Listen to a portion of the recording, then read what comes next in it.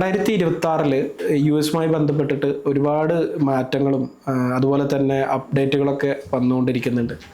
അതിൽ യു എസിൽ ജീവിക്കുന്ന ആളുകൾ അല്ലെങ്കിൽ യു എസിലേക്ക് പോകാൻ ആഗ്രഹിക്കുന്ന ആളുകളൊക്കെ യു എസിനെ ലക്ഷ്യമാക്കിയിട്ടുള്ള ആളുകളെ സംബന്ധിച്ച് അവരറിഞ്ഞിരിക്കേണ്ട പ്രധാനപ്പെട്ട കാര്യങ്ങളാണ് നമ്മൾ ഈ വീഡിയോയിൽ സംസാരിക്കാൻ പോകുന്നത്. നമുക്ക് ആദ്യം വിസ റെസ്ട്രിക്ഷനുമായി ബന്ധപ്പെട്ടിട്ട് സംസാരിക്കാം. ഇപ്പോൾ നമുക്കറിയാം യു എസിലേക്ക് കൂടിയ ഒരു അഫ്ഗാൻ പൗരൻ നാഷണൽ ഗാർഡ് അംഗങ്ങൾക്കെതിരെ ഒരു വെടിവെപ്പ് നടത്തിയത്. അപ്പോൾ അതേ തുടർന്ന് യു എസ് കുറേ രാജ്യങ്ങൾക്കെതിരെ നിയന്ത്രണങ്ങൾ ഏർപ്പെടുത്തിയിട്ടുണ്ടായിരുന്നു. അപ്പം ആ രാജ്യങ്ങളുടെ എണ്ണം 39 ആയിട്ടുണ്ട്. അപ്പോൾ 39 രാജ്യങ്ങൾക്കെതിരായ വിലക്കാണ് നമ്മൾ ആദ്യമായിട്ട് പറയാൻ പോകുന്നത്. അതായത് 2026 ജനുവരി മുതലാണ് ഈ വിലക്കൊക്കെ പ്രാബല്യത്തിൽ വരുന്നത്. 39 രാജ്യങ്ങളിൽ നിന്നുള്ളവർക്ക് വിസ നൽകുന്നതും അമേരിക്കയിലേക്കുള്ള പ്രവേശനവും ഭാഗികമായോ പൂർണ്ണമായോ തടയാനായിട്ടാണ് ഡൊണാൾഡ് ട്രംപ് ഭരണകൂടത്തിൻ്റെ തീരുമാനം. അതായത് ഇതിൽ 19 രാജ്യങ്ങൾക്കുള്ള കുടിയേറ്റതര വിസകൾ, അതായത് നോൺ മൈഗ്രൻ്റ് വിസകളൊക്കെ പൂർണ്ണമായിട്ട് നിർത്തിവെക്കും. ബാക്കി 19 രാജ്യങ്ങൾക്കുള്ള കുടിയേറ്റ വിസകൾ, വിസിറ്റർ സ്റ്റുഡൻറ്റ് വിസകളൊക്കെ തടയും. അതോടൊപ്പം ചില സാഹചര്യങ്ങളിൽ ഇവർക്ക് ഇളവ് കിട്ടും. കൂടാതെ ഇപ്പം നിലവിലുള്ള ഈ രാജ്യങ്ങളിൽ നിന്ന് നിലവിൽ യു എസിലുള്ളവർക്കും ഈ നിയമങ്ങളൊന്നും ബാധകമല്ല. പുതുതായിട്ട് വരുന്നവർക്കാണ് കൂടുതലായിട്ടും ഈ നിയമങ്ങളൊക്കെ ബാധകമാവുക. ഇതിനൊക്കെ ചില എക്സെപ്ഷൻസ് ഉണ്ട്. അപ്പം ഈ കർശന പരിശോധനകളാണ്. അതോടൊപ്പം തന്നെ യു എസിലുള്ള ഈ രാജ്യങ്ങളിൽ നിന്ന് യു എസിൻ്റെ ഗ്രീൻ കാർഡ് നേടിയവർക്കുള്ള സൂക്ഷ്മ പരിശോധനയൊക്കെ വീണ്ടും തുടങ്ങാനുള്ള പ്ലാനൊക്കെ ട്രംപ് ഭരണകൂടം ആരംഭിച്ചിട്ടുണ്ട്. തീർച്ചയായിട്ടും മറ്റൊരു മാറ്റം വരുന്നത് എയർപോർട്ടുമായി ബന്ധപ്പെട്ടിട്ടാണ്. എയർപോർട്ടിൽ യാത്ര ചെയ്യുന്ന ആളുകളെ സംബന്ധിച്ച്, യാത്രക്കാരെ സംബന്ധിച്ച് ചില കാര്യങ്ങൾ അറിഞ്ഞിരിക്കേണ്ടതുണ്ട്. ടെക്നോളജി ഉപയോഗിച്ചുകൊണ്ട് വലിയ രീതിയിലുള്ള സുരക്ഷാ പരിശോധനകൾ വളരെയധികം ശക്തമാക്കാനാണ് പുതുവർഷം മുതൽ 2026 ജനുവരി 1 മുതൽ യു എസ് തീരുമാനിച്ചിട്ടുള്ളത്. ഫേഷ്യൽ റെക്കഗ്നിഷൻ സംവിധാനങ്ങൾ കൊണ്ടുവരികയും ബയോമെട്രിക് പരിശോധനകളൊക്കെ ബയോമെട്രിക് ടെക്നോളജി ഉപയോഗപ്പെടുത്തിയിട്ട് വളരെ നല്ല രീതിയിലുള്ള പരിശോധനകൾ വളരെ വ്യക്തമായിട്ട് നടത്താനുള്ള ഒരു സാധ്യതയുണ്ട്. അതായത് ബാഗേജ് സ്ക്രീനിങ്ങിന് വേണ്ടിയിട്ട് AI പവേർഡ് ബാഗ് സൈസേഴ്സ്, അതുപോലെ തന്നെ സ്ക്രീനിങ് സംവിധാനങ്ങളൊക്കെ കൊണ്ടുവരാനുള്ള ഇതുണ്ട്. പിന്നെയുള്ളത് എല്ലാ ആഭ്യന്തര യാത്രകൾക്കും 2026 മുതൽ റിയൽ ID നിർബന്ധമാക്കിയിട്ടുണ്ട്. ചുരുക്കി പറഞ്ഞു കഴിഞ്ഞാൽ ലഗേജുമായി ബന്ധപ്പെട്ടിട്ടും യാത്രയുമായി ബന്ധപ്പെട്ടിട്ടും ഒരുപാട് കാര്യങ്ങൾ ശ്രദ്ധിക്കാറുണ്ട്. അതോടൊപ്പം സൈഫ് ഡിസംബർ 26 മുതൽ യു എസ് പൗരന്മാരല്ലാത്ത എല്ലാവരും, യു എസിലേക്ക് പുതിയതായിട്ട് വരുന്ന എല്ലാവർക്കും ഒരു ബയോമെട്രിക് പരിശോധന, അതിപ്പം എയർപോർട്ട് മാത്രമല്ല ഈ കര അതിർത്തികളിലും തുറമുഖങ്ങളിലൊക്കെ പുതിയതായിട്ടൊരു ബയോമെട്രിക് പരിശോധനയും കൂടെ ആരംഭിച്ചിട്ടുണ്ട്. ഡിസംബർ 26 തൊട്ടാണ് ആ പരിശോധന ആരംഭിച്ചത്. അത് യു എസിലെ ഉദ്യോഗസ്ഥർ, USCIS ഉദ്യോഗസ്ഥർ ഈ യു എസിലേക്ക് അതിർത്തി കടന്നു വരുന്ന ആൾക്കാരുടെ എല്ലാം ചിത്രങ്ങൾ എടുക്കുന്നതാണ് ആ പരിശോധനാ നടപടി. ചിഫു, അടുത്തതായിട്ട് നമുക്ക് 2026 ജനുവരിയിലെ വിസ ബുള്ളറ്റിനെ കുറിച്ചാണ് പറയേണ്ടത്. എന്തൊക്കെയാണ് മാറ്റങ്ങളാണ് നിലവിലുള്ളതെന്ന് നമുക്ക് ആദ്യം നോക്കാം. അപ്പം ഇന്ത്യക്കാരെ അപേക്ഷിച്ച് ഇവർക്ക് അനുകൂലമായ മാറ്റങ്ങൾ ഇന്ത്യക്കാർക്ക് ഉണ്ടായിട്ടുണ്ട്. EB-1 വിഭാഗത്തിൽ നമുക്ക് ഫൈനൽ ആക്ഷൻ തീയതി എന്ന് പറയുന്നത് 2021 ഫെബ്രുവരിയാണ്. അതോടൊപ്പം ഫയലിംഗ് തീയതി 2023 ഓഗസ്റ്റ് 1 അതോടൊപ്പം EB-2 വിഭാഗത്തിലേക്ക് കാര്യങ്ങൾ നോക്കുകയാണെങ്കിൽ ഫൈനൽ ആക്ഷൻ തീയതി 2013 ജൂലൈ 15 ഫൈനൽ തീയതി 2013 ഡിസംബർ 1 EB-3 വിഭാഗത്തിൻ്റെ കാര്യം നോക്കുകയാണെങ്കിൽ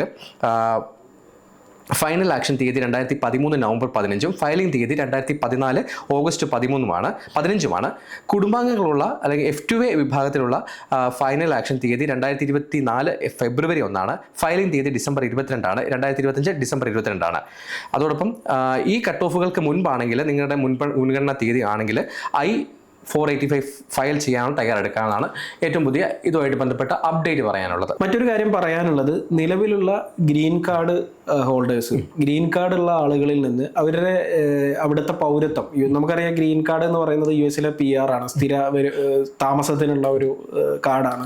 അപ്പം അത് വെച്ചിട്ട് പൗരത്വം നേടാനുള്ള യോഗ്യതയുമായി ബന്ധപ്പെട്ടിട്ട് ചില ഇളവുകൾ വന്നിട്ടുണ്ട്. നമ്മൾ യു എസുമായിട്ട് ബന്ധപ്പെട്ടിട്ട് കേൾക്കുമ്പോൾ എപ്പോഴും നമ്മൾ കേൾക്കാറുള്ളത് കാര്യങ്ങളെ കർക്കശമാക്കുന്നത്. പക്ഷെ ഇപ്പോൾ ഒരു ഇളവ് വന്നിട്ടുണ്ട്. നേരത്തെ ഇത്തരം ഗ്രീൻ കാർഡ് ഹോൾഡേഴ്സ് സിറ്റിസൺഷിപ്പിന് വേണ്ടിയിട്ട്, അതായത് പൗരത്തിന് വേണ്ടിയിട്ട് അർഹനാവണം എന്നുണ്ടെങ്കിൽ അവരുടെ മുമ്പുള്ള എല്ലാ എൻട്രികളും നിയമപരമാണ്, യു എസിലേക്കുള്ള എല്ലാ എൻട്രികളും നിയമപരമാണ് എന്ന് തെളിയിക്കേണ്ടതുണ്ടായിരുന്നു. അതുപോലെ തന്നെയാണ് ഈ ലീഗലായിട്ടുള്ള റീ എൻട്രിക്ക് വേണ്ടിയിട്ട് ഓരോ ഫോറിൻ ട്രിപ്പും ഡോക്യുമെൻ്റ് ചെയ്യുന്നത്, അതിന് ഡോക്യുമെൻറ്റേഷൻ നിർബന്ധമായിരുന്നു. പിന്നെ ഇത് ഒരുപാട് ആളുകളെ സംബന്ധിച്ച്, അതായത് ഗ്രീൻ കാർഡ് ഉള്ള ആളുകളെ സംബന്ധിച്ച് പുറത്തേക്ക് പോകുന്നതുമായി ബന്ധപ്പെട്ടിട്ട്, മറ്റു രാജ്യങ്ങളിലേക്ക് യാത്ര ചെയ്യുന്നതുമായി ബന്ധപ്പെട്ടിട്ട് വലിയ രീതിയിൽ അവർക്കൊരു ആങ്സൈറ്റി ഉണ്ടാക്കുന്നുണ്ടായിരുന്നു. പക്ഷേ ഇപ്പോൾ നിലവിൽ 2026 മുതൽ ഇതിലൊരു ഇളവ് വരുന്നതാണ്. ഈ നടപടിക്രമങ്ങൾ കുറച്ചുകൂടി ലളിതവൽക്കരിച്ചിട്ടുണ്ട്. നിലവിൽ നേരത്തെയുള്ള പോലെയല്ല, ആദ്യത്തെ എൻട്രി മാത്രം US-ലേക്കുള്ള ആദ്യത്തെ എൻട്രി നിയമപരമാണ് എന്ന് ഇത് ചെയ്താൽ മതി. അതുപോലെ തന്നെയാണ് ഈ ഓരോ വിദേശ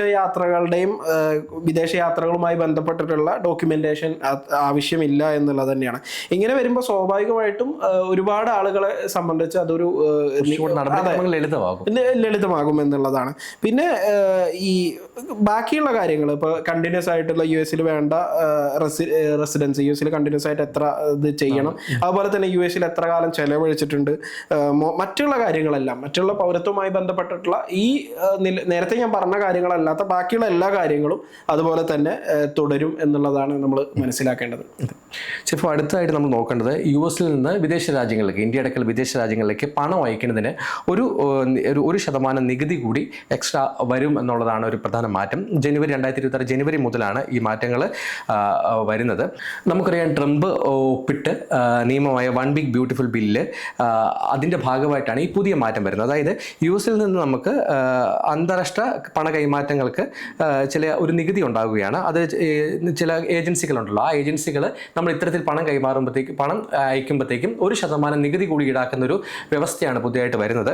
ഇത് പ്രധാനമായിട്ട് കുടിയേറ്റക്കാർക്ക് നാട്ടിലേക്കൊക്കെ പതിവായി പണം അയക്കുന്നവർക്കൊക്കെ ഈ നികുതി അവർക്കൊരു അധിക ബാധ്യതയാകും. H1B വിസ ഉള്ള ആളുകൾ, അതുപോലെ തന്നെ സ്റ്റുഡന്റ് വിസ ഹോൾഡേഴ്സ്, ഇങ്ങനെ നമ്മൾ US-ൽ നിന്ന് ഏൺ ചെയ്യുന്ന പൈസ കൊണ്ട് നാട്ടിലേക്ക് അയക്കുന്ന ഈ ഇപ്പൊ ഇന്ത്യക്കാരുൾപ്പെടെയുള്ള കുടിയേറ്റക്കാരെ സംബന്ധിച്ച് ഒരു 1% ഒരു അധിക ഫെഡറൽ നികുതി വരുന്നു എന്നുള്ളത് തന്നെയാണ്. അത് സ്വാഭാവികമായിട്ടും ഇന്ത്യക്കാരെ, ഇപ്പോൾ നമ്മളിപ്പോൾ ഈ ഇതുവരെ പറഞ്ഞ കാര്യങ്ങളിൽ ഇന്ത്യക്കാരെ ബാധിക്കുന്ന ഒരു കാര്യം നോക്കുകയാണെങ്കിൽ ഇതായിരിക്കും ഇന്ത്യക്കാരെ വളരെയധികം ബാധിക്കാനുള്ള ഒരു സാധ്യത ഉള്ളത് എന്ന് തന്നെയാണ് നമ്മൾ മനസ്സിലാക്കുന്നത്. അതോടൊപ്പം തന്നെ മറ്റൊരു കാര്യങ്ങളുണ്ട്, ടാക്സ് റീഫണ്ടുകളും ക്രെഡിറ്റുകളും. അതായത് ഇപ്പം earned income tax credit, child tax credit, education ക്രെഡിറ്റുകൾ, ഇതൊക്കെ ഒരു സർക്കാർ ആനുകൂല്യമായിട്ട് മാറ്റാൻ പോവുകയാണ്. അതുകൊണ്ട് നമുക്ക് ക്ലെയിം ചെയ്യാൻ പറ്റാത്ത അവസ്ഥ ഉണ്ടാവുകയാണ്. അത് ഇന്ത്യക്കാരെയൊക്കെ H1B വിസ ഉടമകളെ, H4 വിസ ഉടമകളെ, ഇവരെയൊക്കെ ബാധിക്കാവുന്ന ഒരു കാര്യമാണെന്നാണ് നമുക്ക് ഏറ്റവും പുതിയ റിപ്പോർട്ടുകളിൽ നിന്ന് നമുക്ക് മനസ്സിലാക്കുന്നത്. എംപ്ലോയ്മെന്റുമായി ബന്ധപ്പെട്ടിട്ടും വർക്ക് പ്ലേസ് ആയിട്ട് ബന്ധപ്പെട്ടിട്ടും ചില മാറ്റങ്ങളും അപ്ഡേറ്റുകളൊക്കെ വരുന്നുണ്ട്. ഇപ്പോൾ വേജ് ട്രാൻസ്പെറൻസി നിയമങ്ങൾ, അതുപോലെ തന്നെ AI discrimination prevention, paid leave expansion, ഇങ്ങനെ ഒരുപാട് കാര്യങ്ങൾ വരുന്നുണ്ട്. അപ്പൊ ഇത് പല സ്റ്റേറ്റുകളിലായിട്ട് വരുന്നുണ്ട് എന്നുള്ളതാണ്.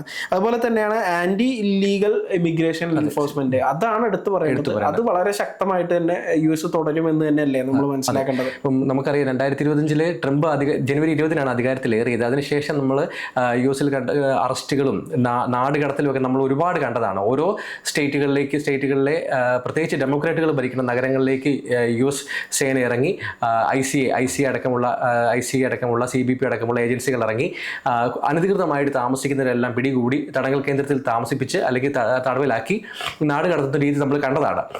അപ്പോൾ 2026 നമുക്ക് ഇതിനെക്കാട്ടിലും കൂടുതൽ നാടുകടത്തൽ രീതിയായിരിക്കും ഉണ്ടാവുക. കാരണം എന്തെന്ന് വെച്ചാൽ വൺ ബിഗ് ബ്യൂട്ടിഫുൾ നമുക്കറിയാം, ആ ബില്ലിൻ്റെ ഭാഗമായിട്ട് $170 ബില്യൺ ഇത്തരം നടപടിക്രമങ്ങൾക്ക് വേണ്ടി അലൊക്കേറ്റ് ചെയ്തിരിക്കുന്നത്. അപ്പം നമുക്കറിയാം 2026 ഇതൊന്നും അല്ലായിരിക്കും, ഇതിൽ കൂടുതൽ ശക്തമായ നടപടിക്രമങ്ങളായിരിക്കും ഉണ്ടാകുക. ട്രംപിൻ്റെ ടാർഗറ്റ് എന്ന് പറയുന്നത് വർഷം 10 ലക്ഷം പേരെ നാട് കടത്താനാണ് ട്രംപിൻ്റെ നീക്കം. ഇപ്പോൾ ട്രംപ് അധികാരത്തിലേറി ജനുവരി 20 മുതൽ ഇതുവരെ ഏകദേശം 6 ലക്ഷത്തിലധികം പേരെയാണ് നിർബന്ധിതമായിട്ട് നാട് കടത്തിയിരിക്കുന്നത്. അതോടൊപ്പം തന്നെ സ്വയമായിട്ട് നാട് കടന്നവരും കുറേ പേരുണ്ട്. അവർക്കൊക്കെ പ്രത്യേക ഓഫറുകളൊക്കെ ഹോംലാൻഡ് സെക്യൂരിറ്റി മുന്നോട്ട് വെച്ചിട്ടുണ്ട്. ഇപ്പം നേരത്തെ നമ്മൾ ചർച്ച ചെയ്തത് $1000 കൊടുക്കും എന്നായിരുന്നു പറയുന്നത്. ഇതിപ്പോൾ $3000 വരെ കൊടുത്ത് സൗജന്യ വിമാനയാത്രയൊക്കെ നൽകി അവരെ US-ൽ നിന്ന് പടി കടത്താനുള്ള മാർഗങ്ങളാണ് ഭരണകൂടം സ്വീകരിക്കുന്നത്. അപ്പോൾ 2026 കൂടുതൽ കർശനമായ നടപടിക്രമങ്ങളായിരിക്കും ഉണ്ടാവുക.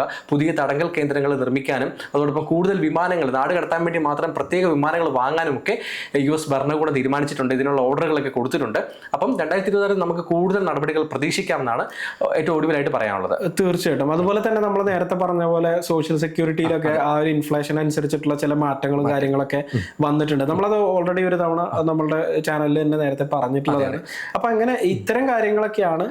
പ്രത്യേകിച്ച് അതൊന്ന് എടുത്തു പറഞ്ഞു, നമ്മുടെ പ്രേക്ഷകർ ആ സോഷ്യൽ സെക്യൂരിറ്റി വാങ്ങുന്ന ഒരുപാട് പ്രേക്ഷകർ ഉണ്ടായിരിക്കാം. അപ്പം 2026 2.8% സോഷ്യൽ സെക്യൂരിറ്റി വർദ്ധിക്കുന്നത്. ഏകദേശം $56 ആയിരിക്കും സോഷ്യൽ സെക്യൂരിറ്റി, പ്രതിമാസ സോഷ്യൽ സെക്യൂരിറ്റി വർധന ഉണ്ടാകുന്നത്. അതായത് ഏകദേശം നേരത്തെ 2025 $2015 ആയിരുന്നു ഓരോ സോഷ്യൽ സെക്യൂരിറ്റി ഗുണഭോക്താവിനും കിട്ടിക്കൊണ്ടിരുന്നത്. അത് 2071 ഏകദേശം ശരാശരി $2021 ഉയരും.